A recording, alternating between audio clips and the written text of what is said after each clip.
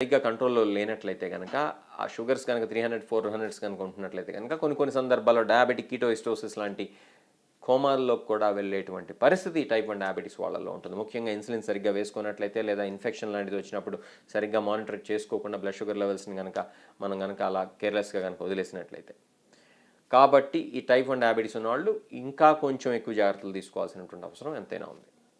ఇహ మనం అసలు ఎక్కువగా మాట్లాడేటువంటి మైక్రోవాస్కులర్ కాంప్లికేషన్స్ విషయానికి కనుక వచ్చినట్లయితే, మైక్రోవాస్కులర్ కాంప్లికేషన్స్ అంటే ఏంటి?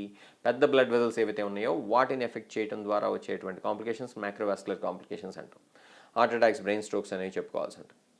ఈ హార్ట్ అటాక్స్, బ్రెయిన్ స్ట్రోక్స్ అనేవి చాలా డేంజరస్ కాంప్లికేషన్స్ అని మనందరికీ తెలిసిందే. కానీ ఎందుకు మనం నెగ్లెక్ట్ చేస్తున్నాం బ్లడ్ షుగర్ లెవెల్స్ని, బ్లడ్ ప్రెషర్ని అని కనుక చూసినట్లయితే, అది కేవలం మన కేర్లెస్నెస్ వల్ల మాత్రమే, లేకపోతే సరైనటువంటి అవగాహన లేకపోవడం వల్ల మాత్రమే అని చెప్పి తెలుసుకోవాలి. కాబట్టి బ్లడ్ ప్రెషర్, షుగర్, కొలెస్ట్రాల్ని కంట్రోల్ చేయాలి అని అంటే కనుక మనం సరిగ్గా అవగాహనని పెంచుకొని దానికి సంబంధించినటువంటి జాగ్రత్తలు కనుక పాటించినట్లయితే తప్పకుండా ఈ మూడింటిని మనం కంట్రోల్ చేసుకోవచ్చు.